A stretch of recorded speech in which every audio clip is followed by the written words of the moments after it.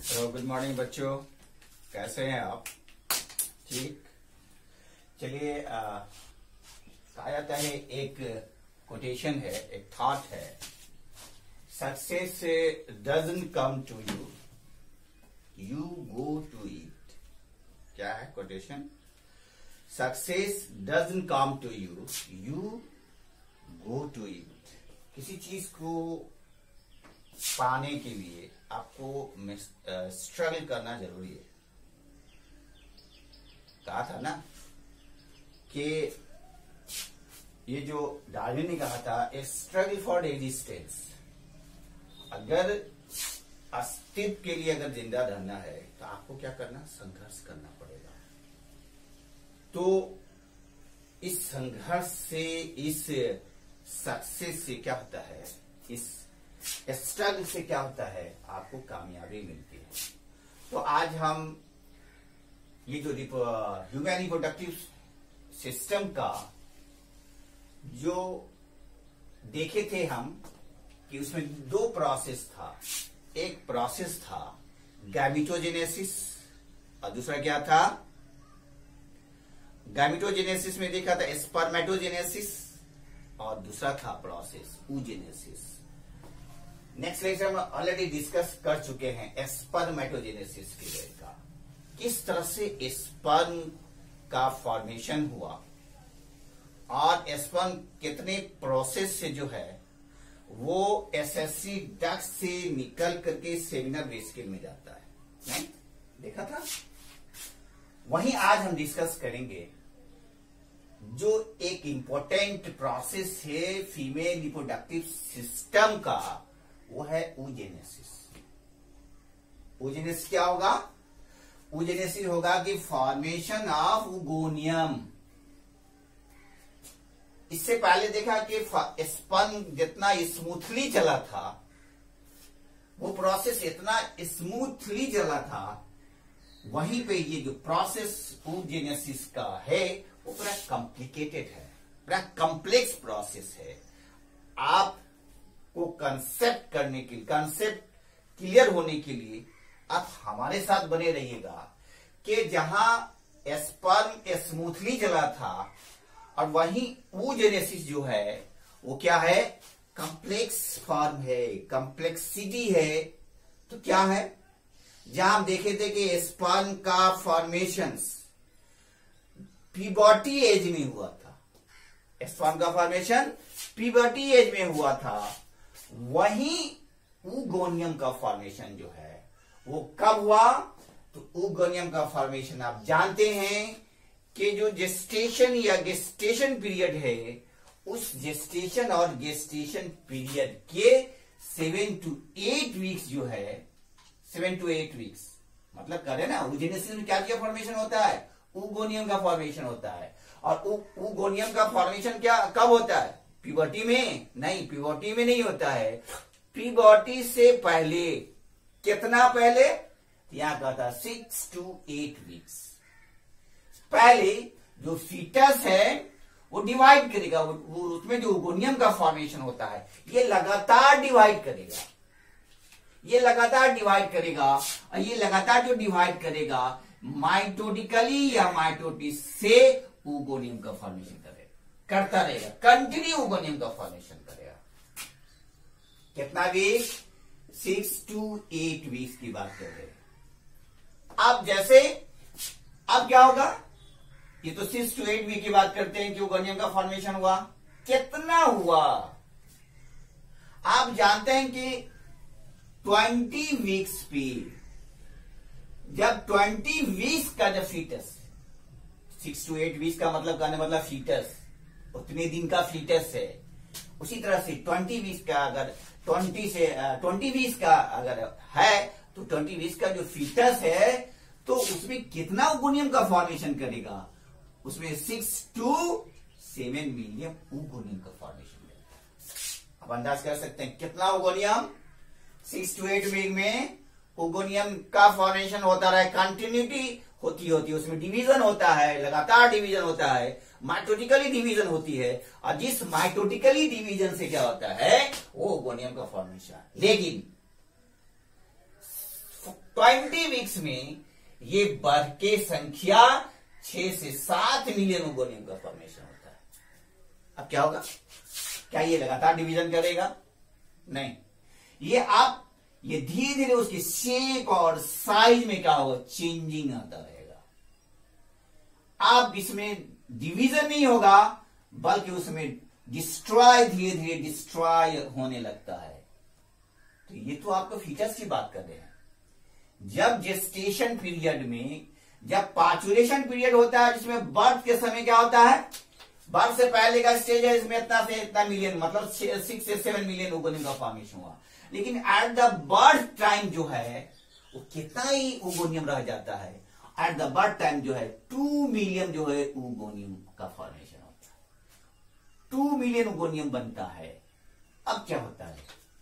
अब यहां से बात करें तो जब 2 मिलियन होगा, जाहिर सी बात है बाकी डिटोरियोट कर जाएगा, बाकी डिस्ट्रॉय कर जाएगा, उसके शेप में, साइज में डिफरेंशिएशन होगा।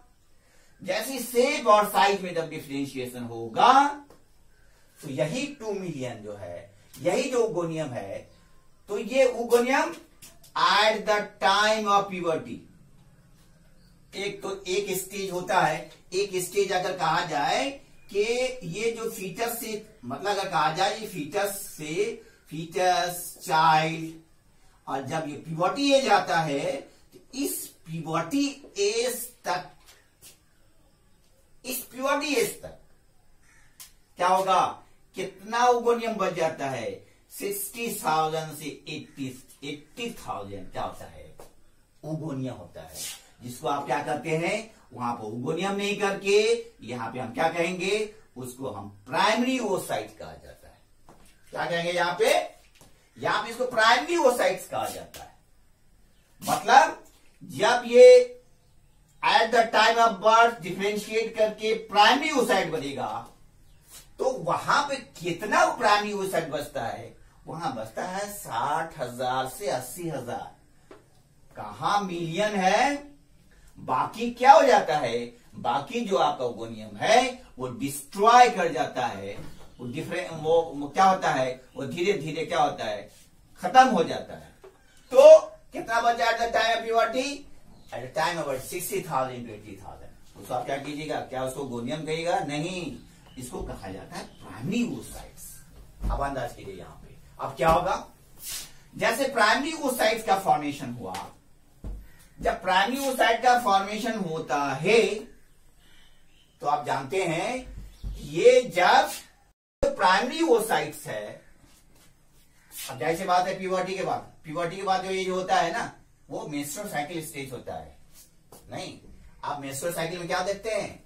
मतलब ये है कि मेंस्ट्रुअल साइकिल में ओव्यूलेशन या एक बार निकलता है। बताइए यहां पे कि ये प्राइमरी ओसाइट बना, और इस प्राइमरी ओसाइट से क्या होगा? ये डिवीजन तो करना चाहेगा, लेकिन ये डिवीजन कैसे करेगा? ये कितना है? 60 to 80,000 है ना? ये डिवीजन तो करना चाहेगा, लेकिन मियोटिक फर्स्ट में ये अरेस्टेड हो जाता है। बड़ा कॉम्प्लेक्स प्रोसेस है, इसको आपको समझना होगा कि मियोसिस फर्स्ट के प्रोफेज फर्स्ट में, वो भी नहीं, आप जानते हैं ना कि प्रोफेज फर्स्ट में leptonema, zygonema, pachynema, diplonema, these are the sub stages of the prophase first. चूंकि मियोटिक डिवीजन का प्रोफेज फर्स्ट जो है सबसे क्या है? सबसे लार्जेस्ट फेज है। तो प्रोफेज फर्स्ट के लेप्टोटीन में क्या हो जाता है? अरेस्टेड हो जाता है। ये अरेस्टेड क्या होता है?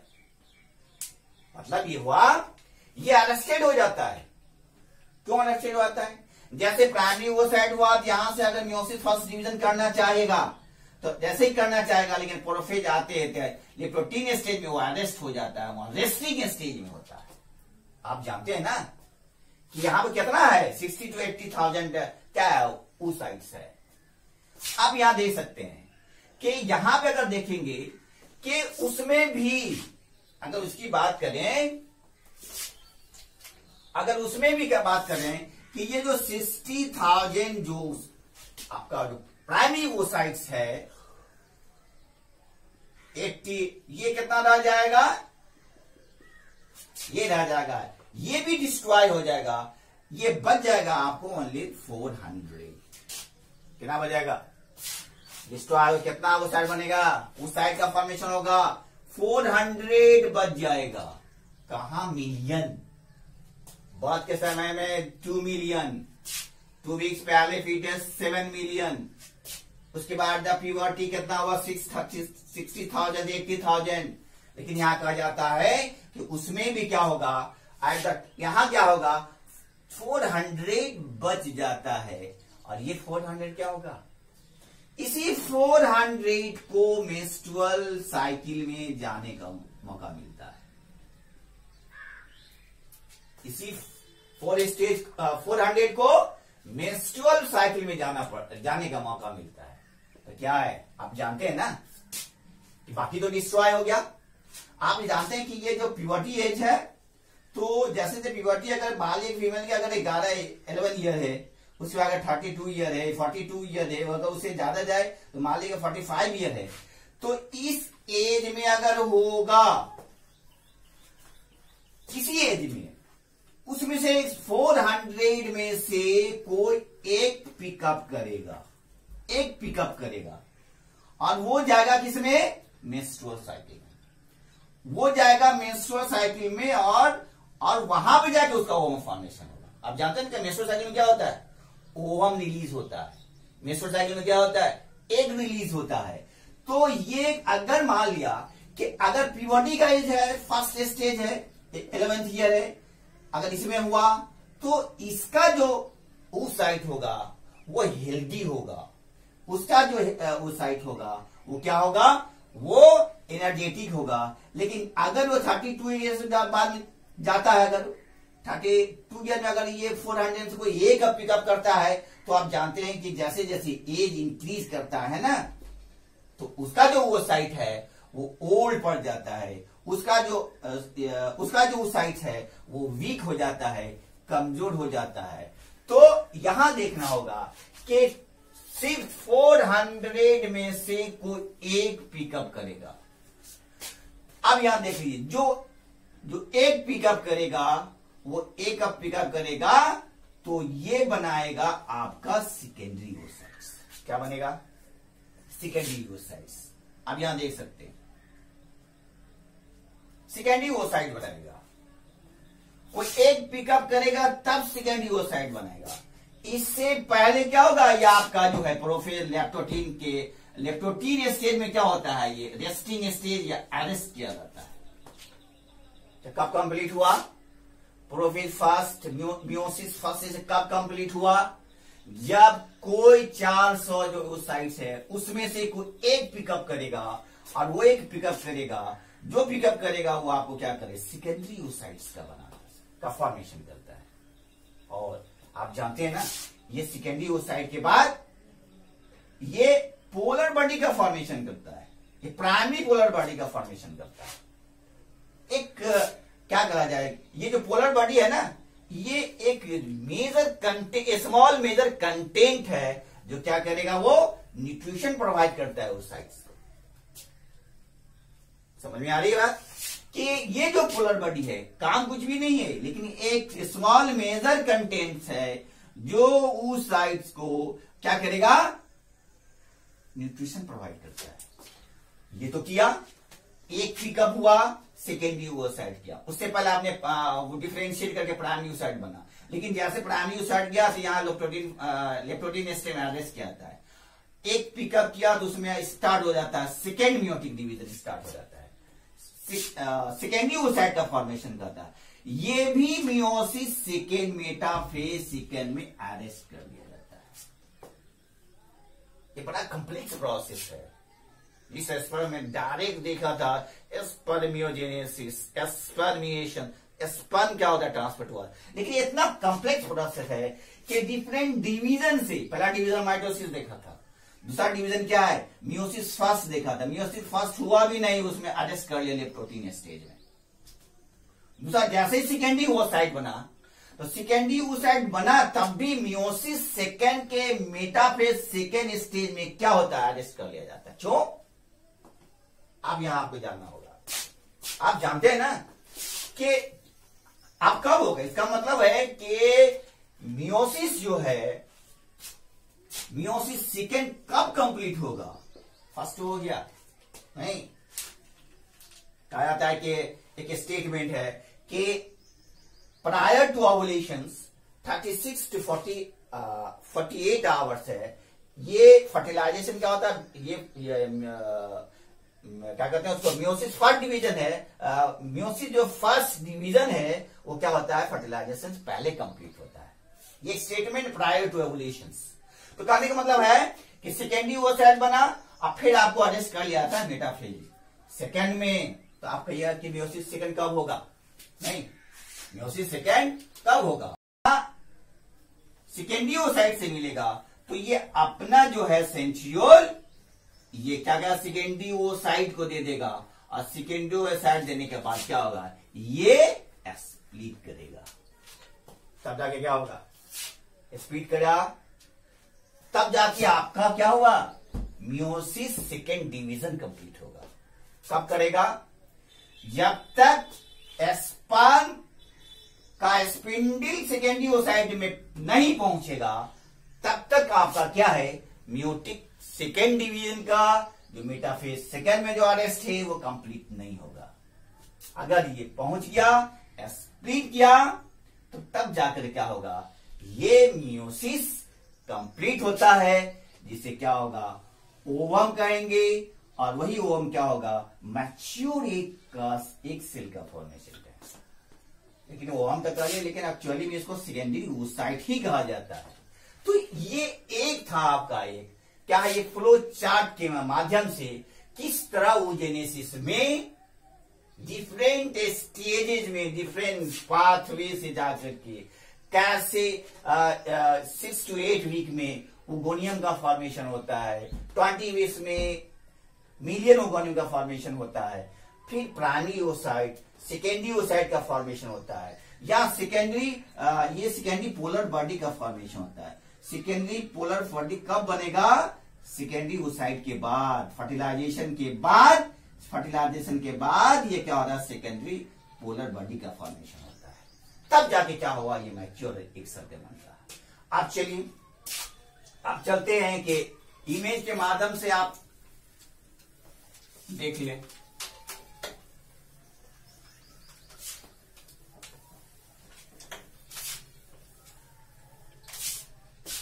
आपने क्या देखा कि वहां देखा था ना ओगोनियम का फॉर्मेशन होता, नहीं, वहां ओगोनियम क्या था, ओगोनियम का डिवाइड हुआ।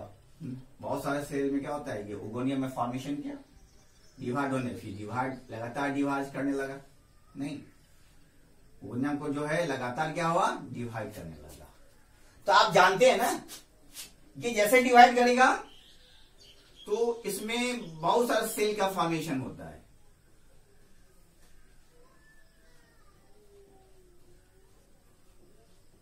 क्या होगा, यहाँ पे बहुत सारे, आप जानते हैं कि ना कि ये जो है 6 to 8 वीक्स में क्या होता है, 6 to 8 वीक में क्या होता है, ओगोनियम का डिवाइड होता है। उसमें से भी कोई एक जो है, कोई एक, बाकी तो क्या कर डिस्ट्रॉय कर जाएगा, कोई एक जो है वो आपको प्राइमरी oocyte का बनेगा। ये क्या है, प्राइमरी oocyte से क्या बनेगा, ये प्राइमरी oocyte बनेगा। और ये प्राइमरी oocyte जो है ये एट द प्यूबर्टी एज, नहीं, एट द प्यूबर्टी क्या करेगा, ये जो है आपको ये चेंज कर जाएगा ग्राफियन फॉलिकल में। क्या चेंज कर जाएगा, ग्राफियन फॉलिकल में। ये भी क्या हुआ, ये भी प्राइमरी oocytes हुआ। ये क्या है, पूरा ग्राफियन फॉलिकल है, प्राइमरी फॉलिकल या ग्राफियन फॉलिकल। और ये जो प्राइमरी oocyte होता है, जिससे सराउंडिंग रहता है जो सेल, उसको क्या कहा जाता है, ग्रेनुलोसा सेल कहा जाता है। क्या कहेंगे, ग्रेनुलोसा सेल कहा जाता है, जो ग्रेनुलोसा सेल क्या करेगा, जो ग्रेनुलोसा सेल करता है, ये जो हार्मोन रिलीज करता है उसको क्या कहते हैं, एस्ट्रोजन कहा जाता है। क्या कहा जाता है, जो हार्मोन का प्रोडक्शन होता है उसको एस्ट्रोजन कहा जाता है। और ये जो प्रोडक्शन करता है एस्ट्रॉइड जो है, एस्ट्रॉइड या एलएच जो है, वो रिसेप्टर पे क्या करता है, काम करता है। ये काम किसका हुआ, ग्रेनुलोसा सेल का। तो आप यहां देख लीजिए, ये तो है। अब क्या हुआ यहां पे, आप तो देखते हैं टाइम ऑफ प्यूबर्टी, नहीं, उसके बाद क्या हुआ, आपने देखा कि उसके बाद जो 60,000 से 80,000 क्या हुआ, ये जो 60,000 से 80,000 जो आपका था, तो ये जो प्राइमरी ओसाइट था, ये जो सेकेंडरी ओसाइट, उसमें से क्या होगा, आप जानते हैं कि ये ग्रेनुलोसा सेल में क्या होगा, डिफरेंशिएशन होगा। ये क्या कर जाएगा, ये कर जाएगा आपको डिफरेंट फॉर्म में, क्या होगा, ये चेंज कर जाएगा। यहां देख लीजिए स्ट्रक्चर,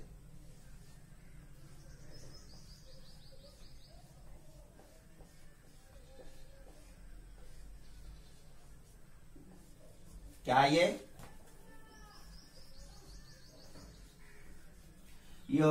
हो गया आपको प्राइमरी ओसाइट्स। आप जान लीजिए, इसमें भी प्राइमरी ओसाइट्स, इसमें प्राइमरी ओसाइट्स, इसमें प्राइमरी ओसाइट्स। तो आप जानते हैं इसको कहते हैं एंट्रम। क्या ये, इसको क्या कहिएगा, इसको एंट्रम कहा जाता है। क्या बोलेंगे इसको एंट्रम कहा जाता है। और ये सेल है, उसको कहते हैं थीका सेल। जो कवरिंग है उसको क्या कहेगा, इसको थीका सेल कहा जाता है। क्या बोलेंगे इसको थीका सेल कहा जाता है। अब जान लीजिए, अब यही जो स्ट्रक्चर है,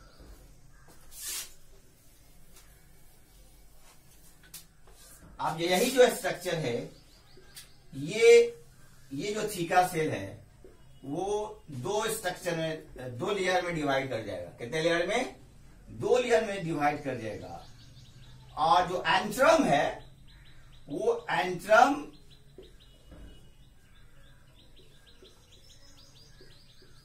का साइज क्या होता है, बढ़ जाता है।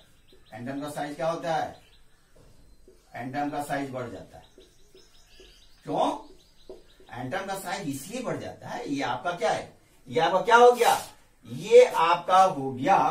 अब इसको कहिएगा सेकेंडरी ओसाइट्स। क्या बोलेंगे, ये भी प्राइमरी ओसाइट, ये भी प्राइमरी ओसाइट। अब क्या हुआ, सेकेंडरी ओसाइट। तो सेकेंडरी ओसाइट आपने देखा है ना कि सेकेंडरी ओसाइट में मियोसिस के फर्स्ट डिवीजन में क्या था कि प्रोफेज फर्स्ट में लेप्टोटिनेज सेल में आदेश था। जब कोई एक पिकअप किया तब जाके क्या होता है, सेकेंडरी ओसाइट में का फॉर्मेशन होता है। और वहां सेकेंडरी पोलर बॉडी का फॉर्मेशन होता है, जो एक मेजर कंटेंट्स है जो न्यूट्रिशन प्रोवाइड करता है किसको, सेकेंडरी ओसाइट्स को। अब यहां तो सेकेंडरी ओसाइट का फॉर्मेशन हुआ। अब भी यहां क्या है, ये सेकेंडरी ओसाइट जो है मियोसिस के सेकेंड स्टेज, मियोसिस सेकेंड में, मेटाफेज सेकेंड में क्या है, वो अरेस्ट है। अब यहां देखिए, ये ओसाइट्स है, ये आपको क्या है, थीका एक्सटर्ना, थीका एक्सटर्ना। ये क्या है, theca interna. Development of oocytes. Antrum का काम क्या होता है, एंट्रम का काम आता है डेवलपमेंट ऑफ ओसाइट्स। ओसाइट्स का डेवलपमेंट करता है। तो ये थीका इंटरना, थीका एक्सटर्ना। अब यहाँ पे एंट्रम सेल है, यहाँ पे सेकेंडरी ओसाइट्स है। चूंकि जरूरी है, ये जैसे यही सेकेंडरी ओसाइट्स में क्या होता है, ओम का फॉर्मेशन होता है। आप क्या समझेंगे यहाँ पे, अब जैसे ये फॉर्मेशन हुआ ना, तो इसका जो फॉर्मेशन हुआ, तो ये जो स्ट्रक्चर है, तो आप जानते हैं कि यहां फुल्ली मैच्योर्ड है। अब ये कंप्लीट रूप से क्या है, यहां अब ओम का फॉर्मेशन होगा। कंप्लीट आपका यहां पे सेकेंडरी ओसाइट बन चुका है, सेकेंडरी ओसाइट बन चुका है। जो सेकेंडरी ओसाइट क्या होगा, अब तक तो सेकेंडरी ओसाइट्स है, एक नहीं है, मैच्योर एग नहीं है। अब तक ये आपका क्या है, सेकेंडरी oocytes है। और इसमें जो एक थिक लेयर है जो सेकेंडरी oocytes को क्या करता है, प्रोटेक्ट करता है, उसे क्या कहा जाता है, जोना पेलुसिडा कहा जाता है। क्या कहते हैं उसको, या तो ऑलरेडी यहां सेकेंडरी oocytes है।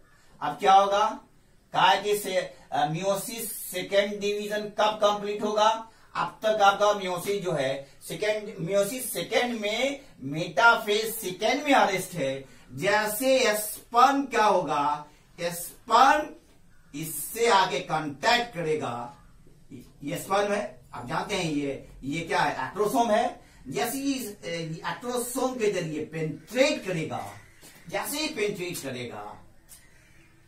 पेनिट्रेट करेगा तब जाके क्या होगा, ओवम का फॉर्मेशन करेगा। मैच्योर एग सेल का क्या होता है, मैच्योर एग सेल का क्या होगा, फॉर्मेशन करेगा। और इस तरह से आपका क्या होता है, किस तरह से आपका ये जो oogenesis प्रोसेस है वो कंप्लीट हो जाता है।